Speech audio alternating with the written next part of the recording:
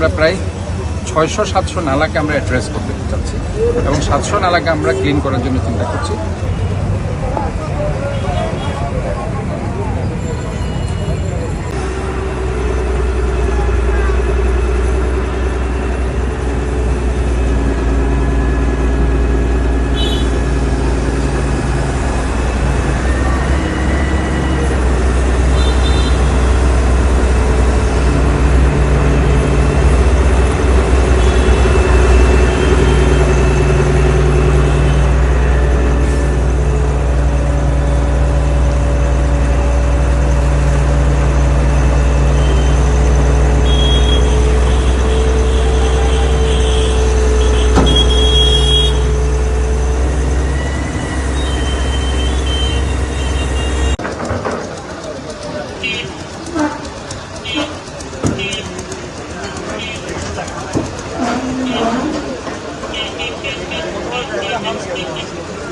এখন DPP ready করতেছি।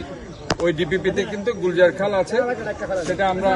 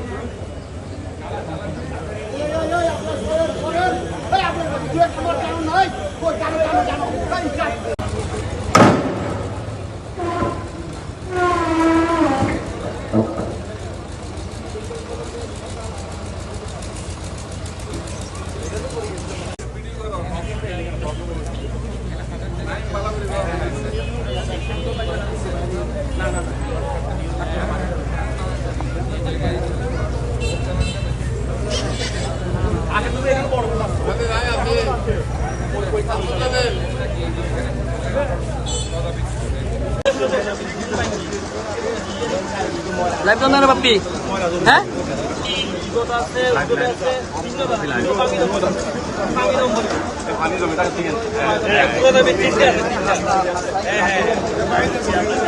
এনে তো মানুষ পানির মধ্যে ছিল। দৃশ্যমান যে রেজাল্টটা গত বছর থেকে মানুষ পেয়েছে 25 সাল থেকে, এবং সেটার জন্য আমি মহান রব্বুল আলামিনের দরবারে শুকরিয়া আদায় করছি যে এই কাজগুলো আমরা করে দিতে পেরেছি মানুষের জন্য, এই বাকুলিয়াবাসীর জন্য, যেটা আমাদের সবচেয়ে সমস্যা ছিল জলাবদ্ধতা, সেটা আমরা কমিয়ে দিতে পেরেছি। এবং এইবারও 2-3 বার যে পানি বর্ষা হয়েছে অথবা বৃষ্টি হয়েছে, এই বৃষ্টির মধ্যেও 92 মিলিমিটার কিংবা 102 মিলিমিটার বৃষ্টির মধ্যেও কিন্তু এখানে পানি ওঠেনি। এটা ইজ এ গুড সাইন। তারপরেও আমরা আমাদের দৈনন্দিন কাজের অংশ হিসাবে এবং সামনের বর্ষাকে সামনে রেখে আমরা আমাদের নালাগুলো ক্লিন করছি। আমরা প্রায় 600-700 নালাকে আমরা অ্যাড্রেস করতে চাচ্ছি এবং 700 নালাকে আমরা ক্লিন করার জন্য চিন্তা করছি।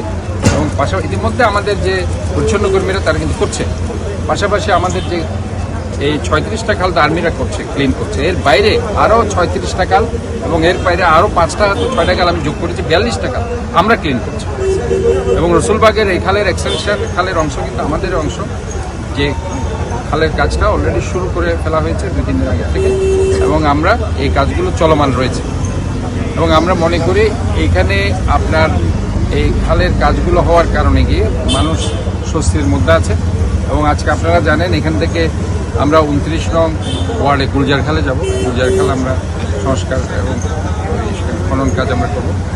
এর বাইরে আমরা আজকে মহেশখাল এবং নাসির খাল, যেটা আপনারা 36 নং ওয়ার্ড গোসালডাঙ্গা, আর একটা হচ্ছে 27 নং দক্ষিণ আগ্রাবাদ, ওটার সংযোগস্থলে যে খালটি আছে ওখানে আমি যাব।